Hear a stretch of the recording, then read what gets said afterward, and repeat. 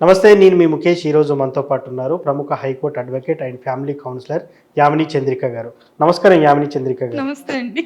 So Lawrence bestow, so ఈ పేరు చెప్పగానే కొంతమంది వెన్నులో వణుకు పుడుతుంది. మనోడు ఒక స్కెచ్ గీశాడంటే కథం వాడికి మరణగండం అనుకోవచ్చు, ఇంకా మరణ శాసనం రాసినట్టే. అయితే ఇప్పుడు ఇటీవల కాలంలో భారత్ పాక్ మధ్య యుద్ధం జరుగుతుంది అనడం, దాని తర్వాత పాక్లోని కొంతమంది ఉగ్రవాదులు భారతీయుల మీద దాడి చేయడం, ఈ క్రమంలో హఫీజ్ అనే ఒక వ్యక్తి బయటకు వచ్చి వివాదాస్పద వ్యాఖ్యలు చేయడం, ఇదంతా మనం చూస్తున్నాం. సో అతన్ని చంపుతానని చెప్పేసి టార్గెట్ గీశాడు. సో ఈ లారెన్స్ బిస్టో యొక్క స్టోరీ ఏంటి? అసలు టార్గెట్ చేశాడంటే అంతే అంటారా? ఎలా అంటారు అసలు? లారెన్స్ బిష్నోయి అనేది ఏదైతే ఉందో అది ఒక కమ్యూనిటీ. ఓకే ఓకే, లారెన్స్ అనేది అతని పెట్ నేమ్. అతని ఒరిజినల్ నేమ్ వచ్చేటప్పటికి సత్వేందర్ సింగ్. ఓకే ఓకే, ఈ బిష్నోయి అనేది ఒక కమ్యూనిటీ. ఆ కమ్యూనిటీ ఎలాగ ఉంటుంది అంటే వాళ్ళు ప్రకృతి ప్రేమికులు.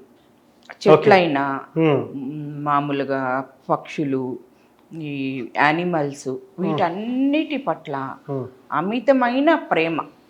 అంటే వాళ్ళ కల్చర్లో నేచర్ని ప్రేమించటం అనేది అడాప్ట్ చేసుకున్నారు. ఇప్పుడు మనం రాయలసీమ వెళితే కొన్ని ఇళ్లలో ఇంటి లోపలే ఆవులు, పశువులు ఉంటాయి, అవునా? అంటే అది వాళ్ళ కల్చర్లో ఇంక్లూడ్ అయిపోయి ఉంది. అలాగా వీళ్ళ కల్చర్లో ఏమి ఇంక్లూడ్ అయ్యింది అంటే నేచర్ని ప్రేమించటం. అది ఆ తెగలో ఉన్న ఇంపార్టెంట్ కష్టం. అది ఒకటి ఉంటుందన్నమాట. ఇతని పేరు మనం అందరం లారెన్స్ బిష్నోయి అని పిలుస్తున్నామే, కానీ అతని పేరు సత్వేందర్ సింగ్ అని చెప్పాను కదా. ఇతనికి ఇంకొక బ్రదర్ కూడా ఉన్నాడు, అతని పేరు అన్మోల్ బిష్నోయి. ఈ బిష్నోయి తెగ వాళ్ళందరూ విష్ణువుని బాగా పూజిస్తారు, స్పెషల్లీ కృష్ణుణ్ణి. ఓకే, అందుకని వాళ్ళకి చూడండి, అందరికి ఆ తెగలో ఉన్న వాళ్ళందరికీ బిష్నోయి అనే వస్తుంది. యాక్చువల్గా అది విష్ణోయి, అది వాళ్ళకి నోరు తిరగక బిష్నోయికి మారిపోయింది. ఓకే, ఇతను పంజాబ్లో ఒక జమీందారు కుటుంబంలో పుట్టాడు. బాగా వెల్ ఆఫ్ అయిన ఫ్యామిలీ వాళ్ళది. అయినా సరే వాళ్ళ ఫాదరు పోలీస్ కానిస్టేబుల్గా పనిచేసేవాళ్ళు. జమీందారు కుటుంబమే, చాలా ఆస్తిపాస్తులు ఉన్నాయి అక్కడ, అందరికి వెల్ నోన్ పర్సన్సే. అయినా కూడా అతను కష్టపడాలి అనే ఉద్దేశంతో అతను పోలీసు దానిలో కానిస్టేబుల్గా పనిచేసేవాడు. వాళ్ళ మదరు చిన్నప్పటి నుంచి ఇవన్నీ చెప్పుకుంటూ పిల్లల్ని రామాయణము, భారతము, భాగవతము, విష్ణువుకి సంబంధించిన ప్రతి ఒక్కటి పిల్లలకి చెప్తూ పెంచింది. ఈ లారెన్స్ బిష్నోయి ఎవరైతే ఉన్నాడో అతను నెంబర్ 1 స్టూడెంట్. అంటే ఎప్పుడు ఫస్ట్ క్లాస్ మార్క్స్ రావటం, బాగా చదవటము. అతను ఈ పంజాబ్లో ఉన్నన్ని రోజులు ఏదైతే తన విలేజ్ ఉందో అక్కడ ఉన్నన్ని రోజులు తను చాలా సాఫ్ట్ మెథడ్లోనే ఉన్నాడు. అంటే ఈ రోజు మనం చూస్తున్న లారెన్స్ బిష్నోయికి ఆ రోజు ఉన్న బిష్నోయికి డిఫరెన్స్ ఉంది అని అంటారనమాట. అంటే మనం ఎవరో వెళ్ళి చూడం, కానీ మనం గ్యాదర్ చేసిన ఇన్ఫర్మేషన్ బేస్ చేసుకొని నేను చెప్తున్నాను. ఓకే, 12th స్టాండర్డ్ వరకు అతను పంజాబ్లో అతని విలేజ్కి దగ్గరలోనే చదువుకున్నాడు. తర్వాత ఆఫ్టర్ 12th డిగ్రీకి వచ్చేటప్పటికి చండీగఢ్లో డిఏవి కాలేజ్ అని ఒకటి ఉంది. ఆ కాలేజీలో తను డిగ్రీ కంప్లీట్ చేయడానికి వెళ్ళాడు. అక్కడ నుంచే అతని ప్రవర్తనలో కానీ అతని యాటిట్యూడ్లో కానీ మార్పు వచ్చింది అని చెప్తుంటారనమాట. ఓకే, అతను అక్కడికి వెళ్ళిన తర్వాత కాలేజ్ రాజకీయాలు ఉంటాయి, కాలేజీలో పొలిటికల్గా ఉంటాయి, స్టూడెంట్ లీడర్గా అట్లా.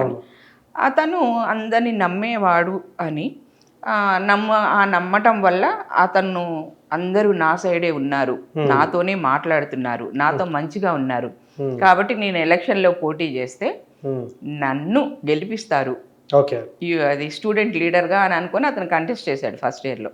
కానీ ఒక్కళ్ళు కూడా ఇతనికి ఓటేయలేదు. ఇతనితో మాట్లాడిన వాళ్ళు ఎవరు ఇతనికి ఓటేయలేకపోతే తనకి నిజమేంటి అనేది అప్పుడు అర్థమైంది. అంటే ప్రపంచం ఎలా ఉంది అనేది తనకు అప్పుడు అర్థమైంది అన్నమాట. అర్థమయ్యి సెకండ్ ఇయర్కి వచ్చేటప్పటికి అతని యాటిట్యూడ్లో చేంజెస్ రావటం వల్ల అతను కొంచెం రౌడీ టైప్లోనే తయారయ్యాడు. చిన్న చిన్న గొడవలకి వెళ్ళటము లేదా కొట్టటము ఇలా తయారయ్యాడు. అలాగే ఫ్రెండ్ సర్కిల్ కూడా ఉంటుంది కదా, ఆ ఫ్రెండ్ సర్కిల్ని పోగేసుకొని అలా అయ్యాడు. సెకండ్ ఇయర్ అతను స్టూడెంట్ లీడర్ అయ్యాడు.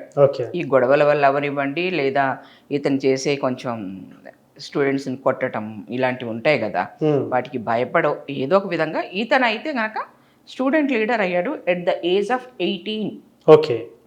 అయితే ఆ ఇయర్ అలా జరిగిపోయింది. నెక్స్ట్ ఇయర్ వచ్చేటప్పటికి మళ్ళీ ఇతను గెలవల. అప్పుడు ఏం చేశాడంటే ఇతనికి ఆపోజిట్గా ఎవరైతే నుంచున్నారో అతన్ని కొట్టి చంపేశాడు. కాకపోతే అది మూకుమ్ముడిగా దాడి చేయటం వల్ల ఇతనే చేశాడు అనేది ప్రూవ్ అవ్వల. ప్లస్ అంతకు ముందు ఇతను ఏదైతే స్టూడెంట్ లీడర్ గా ఉన్నప్పుడు కూడా కొన్ని క్రైమ్స్ చేశాడు. చేసిన మొత్తం ఇతని మీద ఆ టైంలోనే ఎట్ ద ఏజ్ ఆఫ్ 18-19 అతని మీద 7 కేసెస్ ఫైల్ అయి ఉన్నాయి. దానిలో 4-5 ప్రూవ్ అవ్వకుండా కొట్టేశారు, ఇంకా 2-3 ఉన్నాయి at the age of 19. Okay. After completion of degree ఇతను LLB చేశాడు. అది ఏదో ఒక చిన్న స్టూడెంట్ ఆర్గనైజేషన్ లాగా స్టార్ట్ చేశాడు. ఆ ఆర్గనైజేషన్ కిందకి ఏం చేశాడు అంటే ఎవరైతే రెబల్గా ఉంటారో వాళ్ళందరినీ ఆర్గనైజేషన్ కిందకి తీసుకొచ్చేసుకున్నాడు. ఓకే. ఒక సైన్యాన్ని తయారు చేశాడు అతను. ఇప్పుడు LLB చదువుతున్నప్పుడే. అలానే ఇతను చదువుని ఏం నెగ్లెక్ట్ చేయలా. ఇంత చేస్తూ కూడా తను LLB ఫినిష్ చేశాడు. పంజాబ్ బార్ కౌన్సిల్లో ఎన్రోల్ కూడా అయ్యాడు. సూపర్. ఇట్లా చేశాడు. ఇతనికి చిన్నప్పటి నుంచి ఉన్నదేంటి, వాళ్ళ మదరు హిందుత్వం గురించి బోధించడం కానీ లేదా విష్ణువు కోసం చెప్పడం కానీ అండ్ వీళ్ళ కమ్యూనిటీలో ఏవైతే ప్రిన్సిపల్స్ ఉన్నాయో ప్రకృతిని ప్రేమించటం అనేది చాలా ఇంపార్టెంట్ అయిన ప్రిన్సిపల్. ఓకే. ఇప్పుడు అసలు టాపిక్ వస్తే వీళ్ళు ఫస్ట్ నుంచి అండి వీళ్ళ కమ్యూనిటీలో ఒక అతను ఉన్నాడు. అతని పేరు నిహాల్ చంద్ బిష్నోయి. ఓకే. అతను 1996 అక్టోబర్లో వాళ్ళ రాజస్థాన్లో ఉన్న చుట్టుపక్కల కృష్ణ జింకల్ని ఒక 6 ఎవరో కాల్చి చంపుతుంటే ఇతను అడ్డం వెళ్ళి ఇతను కూడా గుళ్ళు తగిలి ఇతను మళ్ళీ తిరిగి వాళ్ళ మీద ఫైట్ చేస్తే వాళ్ళు ఇంక ఇతని వదలడు అని డిసైడ్ అయ్యి ఎవరు ఆ వేటగాళ్ళు ఎవరైతే ఉన్నారో ఈ జింకల్ని ప్లస్ అతన్ని వదిలేసి పారిపోయారు. అప్పటికి ఆ జింకలు చనిపోయాయి. ఇతను ఈ నిహాల్ చంద్ బిష్నోయి అనే అతను చాలా సివియర్ గా బాగా ఇట్లా అంతా తగిలే ఒక హాఫ్ అన్ అవర్ 1 అవర్లో అతను చనిపోయాడు. అంటే చనిపోతున్న టైంలో కూడా ఇతను చనిపోయిన వాటికి కూడా కాపలా కాస్తూనే ఉన్నాడు. అతనికి 1999లో ఆఫ్టర్ 3 years మామూలుగా అయితే ఆర్మీ వాళ్ళకి అదే సైనికులకి ఇస్తారండి శౌర్య చక్ర అనే, కానీ ఇతనికి ఇచ్చారు. ఇతను ఆర్మీ కాకపోయినా ఇతను చేసిన ఆ ప్రకృతికి చేసిన సేవ కానివ్వండి, దానికోసం తన ప్రాణాలని పోగొట్టుకోవటం వల్ల కానివ్వండి, దానికి ఇతనికి శౌర్య చక్ర ఇచ్చారు. అంటే ఇది ఎందుకు చెప్తుందంటే ఆ బిష్నోయి కమ్యూనిటీ వాళ్ళు ఎంత స్ట్రాంగ్ గా ఉంటారు ప్రకృతి పట్ల, దానిలో ఉన్న ఈ జంతువుల పట్ల ఎంత స్ట్రాంగ్ గా ఉంటారు అనేది చెప్పడానికి చెప్తున్నా.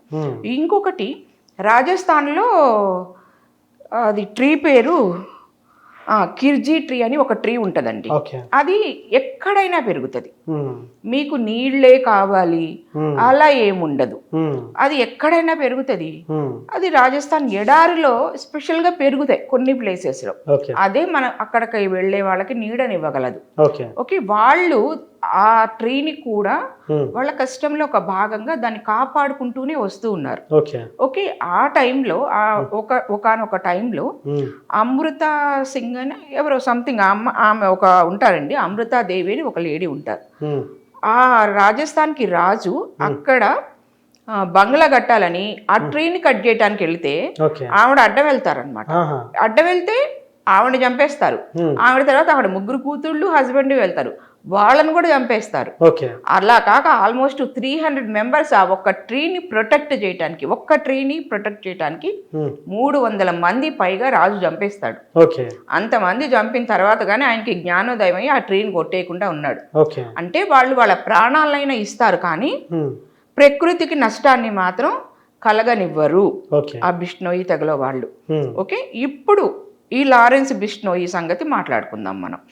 ఇతను సల్మాన్ ఖాన్ దగ్గరకు వచ్చేటప్పటికి ఎందుకు పట్టుబట్టాడు అంటే, ఈ సల్మాన్ ఖాన్ జోధ్పూర్లో హమ్ సాత్ సాత్ ఏదో సంథింగ్ ఒక హిందీ మూవీ షూట్ అయిపోయిన తర్వాత ఆ కోస్టాస్ని తీసుకొని ఆ దానిలోకి వెళ్ళి, ఆ ఫారెస్ట్ లాగా ఉన్న దానిలోకి వెళ్ళి అక్కడ బ్లాక్ డాటెడ్ అంటే కృష్ణ జింకలు అంటాం మనం తెలుగులో, వాటిని చంపేశాడు.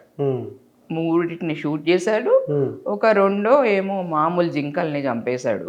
చంపేసి వెనక్కి తిరిగి వచ్చాడు. తిరిగి వచ్చిన తర్వాత అక్కడ పోలీసులు అతన్ని అరెస్ట్ చేశారు. మళ్ళీ 2 రోజులకి అతను బయటకు వచ్చేసాడు.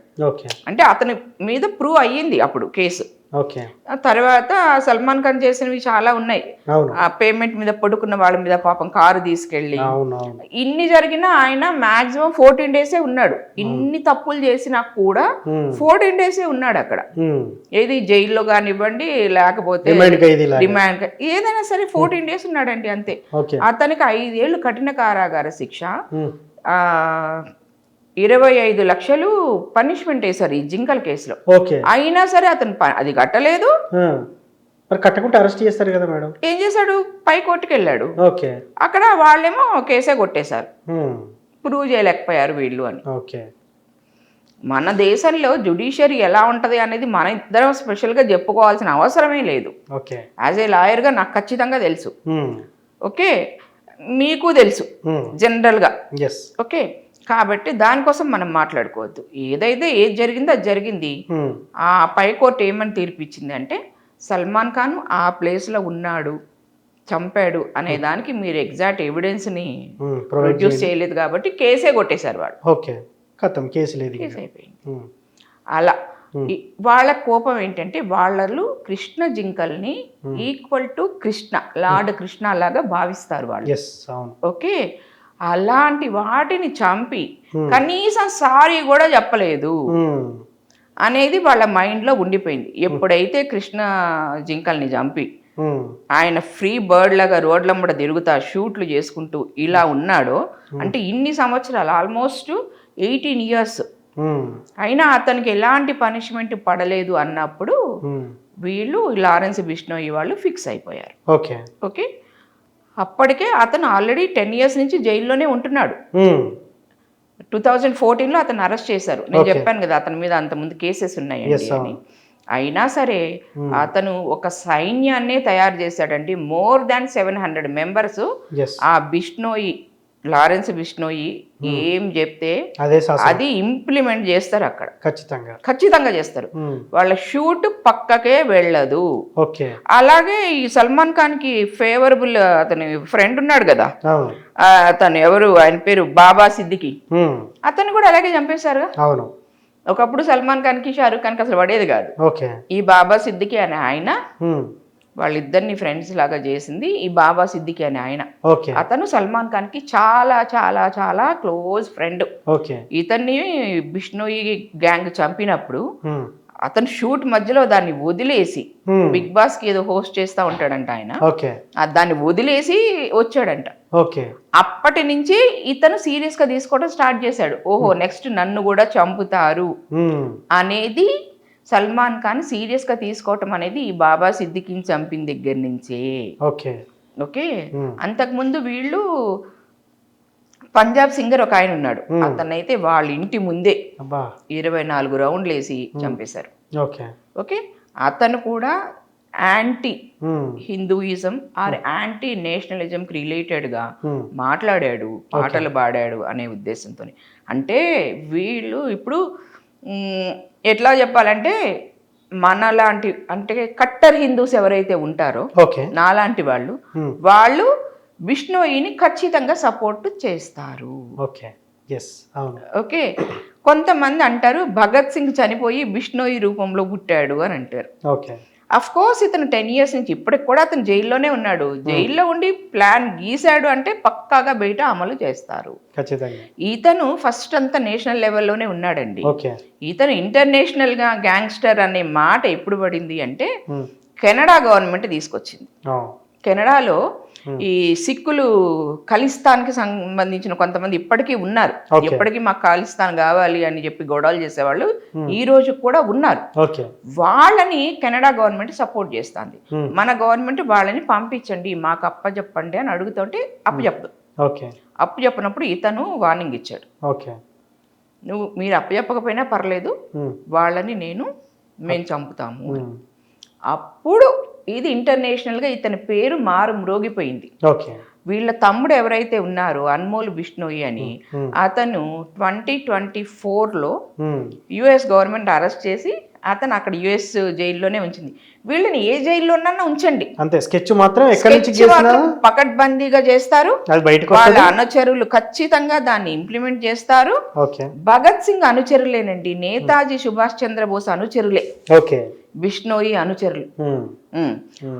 అంటే ఒక హిందూకి ఈరోజు ఎలాంటి పరిస్థితి ఉంది ఇండియాలో, బతకటానికి కూడా భయపడాల్సి వస్తోంది. ఒకవైపు వక్త్ బోర్డు అంటాడు, ఒకవైపు చర్చిలు అంటారు, ఒకవైపు కాశ్మీర్లో తీవ్రవాదులు హిందువులను సపరేట్ చేసి చంపుతుంటారు. మనకి ఎవరు కరెక్ట్ గా అయిన నాయకుడు ఎవరున్నారు? అవునా? అంటే ఓకే, హిందువుల వెనక ఇప్పుడు ముస్లింస్ వెనక ఈ హఫీజ్ సయ్యద్ ఉన్నాడు, అవునా అన్న ధైర్యం ఉంటది ఈ పాకిస్తాన్ లో ఉన్న టెర్రరిస్టులకు గానీ, కాశ్మీర్ పాకిస్తాన్ ఆక్రమించిన కాశ్మీర్ లో ఉన్న టెర్రరిస్టులకి, లేదా మన ఇండియాలో ఉన్న టెర్రరిస్టులు అయినా సరే వాళ్ళకి ధైర్యం ఏంటి? హఫీజ్ సయ్యద్దే, అవునా?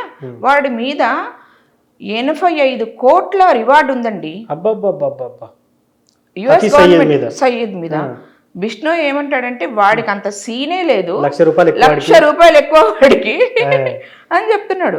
వాడు ఖచ్చితంగా అంటే వీళ్ళు ఎలా చేస్తారు అంటే, ఇప్పుడు ఈ హఫీజ్ సయ్యద్ అనేవాడు ఆయాస పడుతూ మాట్లాడుతున్నాడు, ఓకే వీడికి మెడిసిన్ ఖచ్చితంగా ఈ బ్రీతింగ్ కో దేనికో రిలేటెడ్ గా కావాలి, ఆ మెడిసిన్ ఆడి దగ్గరికి వెళ్లకుండా ఆపేద్దాం, అయిపోయింది. మనం ఒక రకంగా ఆలోచిస్తే అతను ఇంకొక రకంగా ఆలోచిస్తాడు. ఏది ఎలా ఆలోచించినా అతను ఖచ్చితంగా హిందూ మతాన్ని ఉద్ధరించడానికి పుట్టినవాడే అని నేనైతే నమ్ముతాను. ఇప్పుడు ఈ మధ్య కాలంలో ఈ లారెన్స్ బిష్ణోయికి బీజేపీ సపోర్ట్ ఉంది, బ్యాక్ ఎండ్ లో మేము ఉన్నాం చూసుకోండి అని చెప్తా ఉన్నాం. అజిత్ దోవల్ గారు కలిశారు బిష్ణోయిని అని వస్తుందండి. మరి ఏం చేస్తాం చెప్పండి? పాకిస్తాన్లో వచ్చిన వాళ్ళు మన ఇండియాలో కాశ్మీర్లో ఇండియన్ కాశ్మీర్లోకి వచ్చి మన వాళ్ళని చంపితే ఈ రోజు కూడా ఆ 4 ఉగ్రవాదుల్ని మనం పట్టుకోలేకపోయినాం. అంటే నేను ఎప్పుడు చెప్తాను, లోకల్ సపోర్ట్ లోకల్ సపోర్ట్ ఉన్నప్పుడు మనం వాళ్ళని ఎలా పట్టుకోగలం?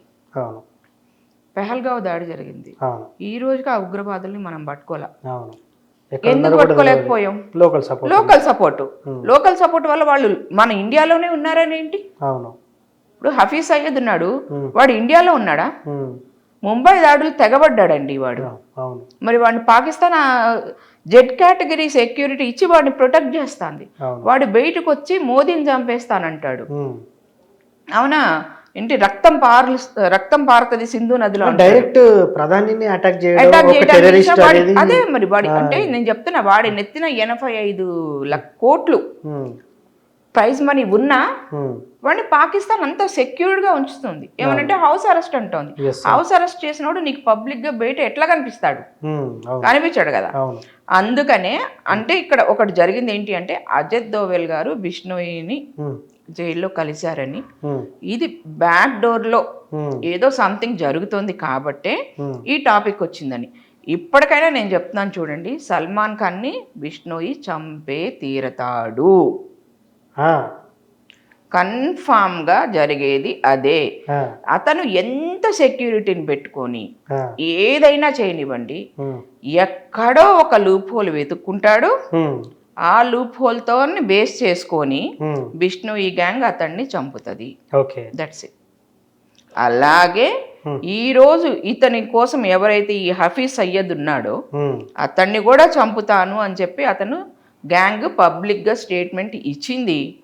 పబ్లిక్ స్టేట్మెంట్ వచ్చింది అంటే ఇన్ కేసు అది నిజమే అయితే అది కూడా చెప్తున్నా, అది సల్మాన్ ఖాన్ అయితే నిజమే, అతనే చెప్పాడు డైరెక్ట్గా. జైలుకి వెళ్ళి ఇంటర్వ్యూ చేసినప్పుడు ఆ యాంకర్కి చెప్పాడు అతను చంపేస్తానని. కాబట్టి అది మనం నమ్మాము. ఇది మరి తెలీదు, ఒకవేళ ఇది కూడా అతను ఖచ్చితంగా చెప్పే ఉంటే చంపుతాడు. ప్రపంచంలో ఎవరూ చెయ్యని పని ఇతను చేస్తాడు. ఈ విధంగానే అతను గ్యాంగ్స్టర్గా, ఒకప్పుడు దావూద్ ఇబ్రహీం అంటే ఎత్త భయపడేవాళ్ళం, అవునా, అతను అయిపోయాడు. ఇప్పుడు ఆ ప్లేస్ లోకి బిష్ణోయి వచ్చాడు అనేది నిజమే. కానీ మనకు ఊరట, మనకు ఇన్ ద సెన్స్ కట్టర్ హిందువులు ఎవరైతే, అంటే సెక్యులర్ హిందువుల గురించి నేను మాట్లాడట్లా, అది కూడా చెప్తున్నా. నాలాగా కట్టర్ హిందువులు ఎవరైతే ఉంటారో మేమందరం అతను అలాగే ఉండాలి, సపోర్ట్ చేస్తా అంటారు ఖచ్చితంగా. అతను అలాగే ఉండాలి, అతనికి ఎలాంటి హాని జరగకుండా జైల్లోనే ఉండాలి, అతని సైన్యం బయట ఉండాలి, మమ్మల్ని కాపాడాలి. ఇది మాత్రం నేను కోరుకుంటానండి. అతనికి సంబంధించి ఆల్మోస్ట్ అన్ని మీకు చెప్పినట్లే ఉన్నానండి, ఎక్కడ ఏమీ మిస్ అవ్వలేదు. సో పిన్ టు పిన్ మొత్తం ఆల్మోస్ట్ అసలు ఇంకా ఎక్కడ ఏమీ మిగలలేదండి. చూద్దాం. ఇతని కమ్యూనిటీ చెప్పాను కదా, దానికి రిలేటెడ్ గానే వాళ్ళు చేస్తారు. ఇతని సైన్యంలో ఉన్న వాళ్ళు కూడా ఆల్మోస్ట్ అందరూ హిందువులే. వాళ్ళు కూడా ఇది హిందూ దేశము, హిందువులకి రక్షణ కావాలి, ప్రకృతికి రక్షణ కావాలి, లేదా ఆ అడవుల్లో ఉన్న జింకలు ఇంకొకటి వాటిని సంరక్షించుకోవాలి, ప్రాచీన దేవాలయాల్ని సంరక్షించుకోవాలి, ఇలాంటి వాటి మీదే వాళ్ళ యొక్క ఇది నడుస్తూ ఉంటుంది. కాబట్టి ఖచ్చితంగా వాళ్ళు అనుకున్నది వాళ్ళు బ్రతికున్నంత వరకు జరుగుతుంది. మనం హిందువులకి కూడా ఒక ఆపద్ బాంధవుడు వచ్చాడు అని మేము ఫీల్ అవటానికి కారణం అతనే, బిష్ణోయినే. లారెన్స్ బిష్ణోయి క్రైమ్ స్టోరీతో పాటు రాబోయే రోజుల్లో ఏం చేయబోతున్నాడు అనేది కూడా మీ మాటల్లో వివరించారు. కొన్ని సందర్భాల్లో ఆయన కూడా ఆ విషయాన్ని మరి మరోసారి కూడా గుర్తు చేసుకున్నాము. అవునండి. Thank you. నమస్తే.